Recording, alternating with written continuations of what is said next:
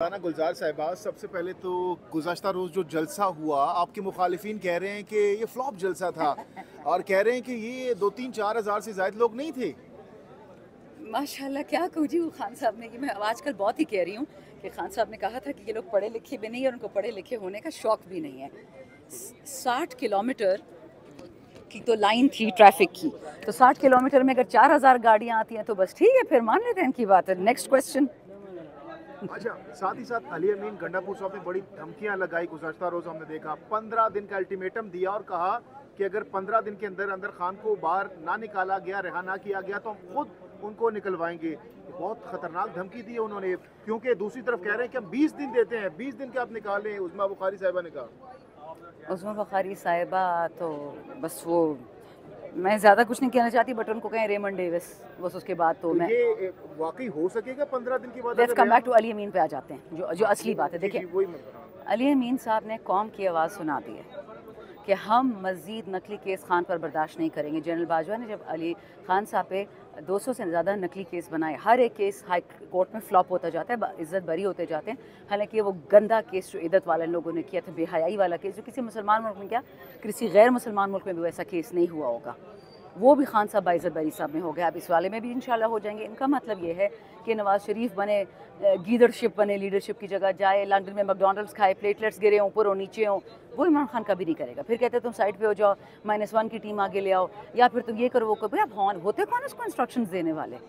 वो पाकिस्तान का सच्चा बेटा हो, कह रहे ठीक है मैंने जेल बर्दाश्त करनी, सजाएं बर्दाश्त करनी है। ये तो अवाम की आवाज़ है कि हमें हमारा खान सही सलामत चाहिए।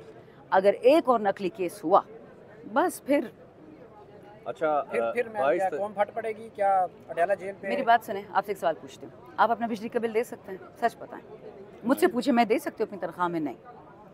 इन लोगों ने पूरे पाकिस्तान को एक ऐसे चौराहे पे लाके खड़ा कर दिया है, गरीब मजीद गरीब हो गया, मालदार और मालदार हो गया, टैक्स ब्रेक्स मिल गई, और जो मिडिल क्लास था उसको स्क्वीज कर दिया। ठीक, सारा पाकिस्तान निकलेगा, पीटीआई नहीं पूरा पाकिस्तान निकलेगा, अडयाला जाएगा, आप देखेंगे। बात कही है गंडापुर साहब ने कि 15 दिन के बाद हम खुद निकालेंगे। खुद कैसे निकालेंगे? वो तो उन्हीं को पता होगा, लेकिन इतना मुझे पता है कि लोग तंग आ गए हैं इस ड्रामे से।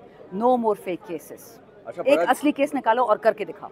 बड़ा जलसा करने जा रहे हैं कि लाहौर में बड़ा जलसा होगा, तारीखी जलसा होगा, लेकिन नून लीग की जानिब से कहा यह जा रहा है कि आपको किसी सूरत पंजाब में दाखिल नहीं होने देंगे। तो कैसे एंट्री होगी? राना सनाउल्लाह ने यह भी कहा कि अटक पुल क्रॉस करके दिखाएं आप लोग।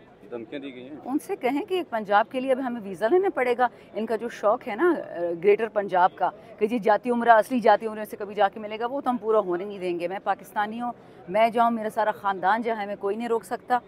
हमें इजाज़त दी है, आइन ने, कानून है। होते कौन है वहाँ पे पासपोर्ट और ID कार्ड चेक करने वाले? ये तो इनके पुराने पैंतरे हैं। आपको याद है जब ज़रब अज़ब हो रही थी तो जितनी भी IDPs आते थे नॉर्दर्न एरिया से, एक्स फाटा पार्ट, अब तो मर्ज्ड एरियाज़ हैं, तो उन बेचारों का ID कार्ड चेक करते थे इस्लामाबाद के बॉर्डर पे, सिंध में, उनको अंदर नहीं आने देते थे, एज़ इफ़ ये लोग काफिर हैं, एज़ इफ़ ये लोग गैर पाकिस्तानी हैं।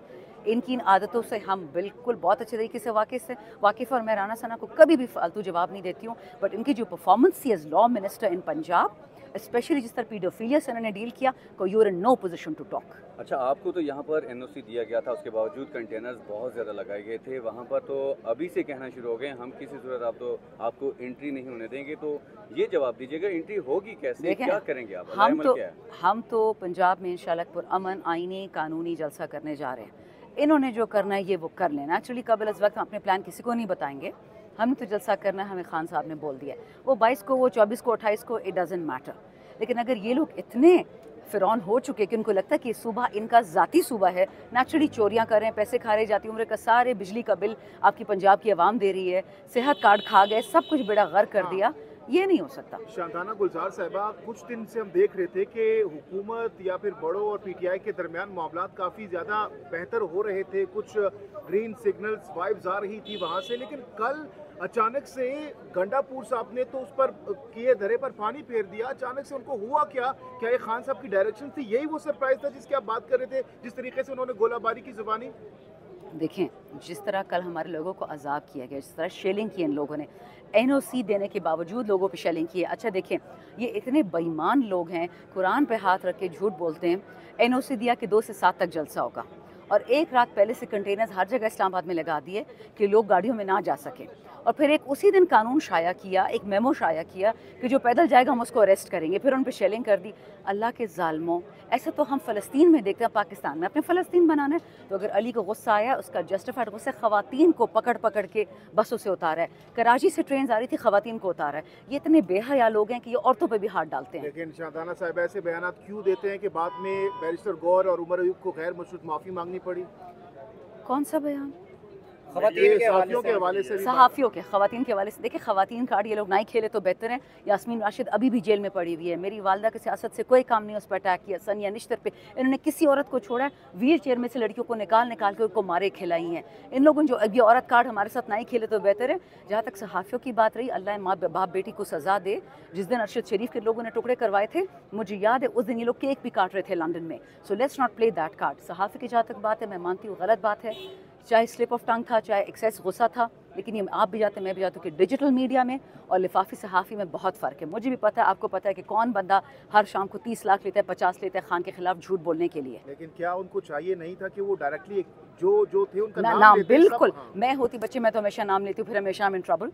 मैंने कभी ऐसा नहीं हुआ कि मैंने बल्कि कितने एंकर्स तर्क कर दिए पिछले 2 साल से। मैं हार्डली टीवी शोज़ पे जाती हूँ, क्योंकि एक बंदा जो झूठ बोलता है खान के खिलाफ, मेरे खिलाफ, मैं जाके ही उसके शो में करूँ कि ये सियासत है। मैं सियासतदान नहीं हूँ, मैं पहले इंसान हूँ। मुनाफकत हराम है, बात ख़त्म। मैम, ये आप मीडिया की बात कर रही हैं, बाद में गाड़ियों को लातें मारी गई, उनको हरासा किया गया, वहाँ पे जो वर्कर थे मीडिया के, उन लोगों को। बहुत गलत हुआ है, आई कंडेम इट। और आज गौहर भाई ने और फैसल अमीन ने जर्नलिस्ट के साथ बैठ के, बीट रिपोर्टर्स से बैठ के बाकायदा अंडरस्टैंडिंग की है, माफ़ी की है, गैर मशरूत माफ़ी मांगी है। मैं भी माफ़ी मांगती हूँ, क्योंकि मैं तो अभी कितने शोज़ पर यह बात कही है कि digital media, electronic media is the only media that kept PTI alive. ये मीडिया था तो हमारी आवाज़ पहुंची थी, ट्रेडिशनल मीडिया से तो हमें बंद कर दिया था। मैं जब जेल में भी थी, बाय द वे, सिर्फ PTV आता था और इनकी शक्लें देखनी पड़ती थी, बाकी चैनल्स भी बंद कर दिए थे। सो बहुत गलत है। हम इज़्ज़त करते हैं और आपको ख़ुद पता है, मैं बाकी सब की बात नहीं कर सकती, बट जिस तरह मैं हर किसी के साथ हूँ, मेरे लिए किसी में कोई फ़र्क नहीं है।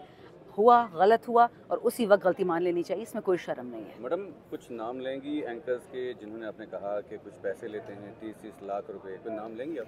अगर मैंने नाम ले दिया तो वो बेचारा फंस जाएगा। उसने मुझे सबके नाम बताए कि मैडम ये शाम के इतने लेता है, इतने थे। खुद भी एंकर है, उसको खुद 50-50 लाख की ऑफर होती थी कि खान के खिलाफ ये स्टोरी प्लांट करो। कुछ अर्सा तो बाहर भी था, फिर वापस आया बेचारा।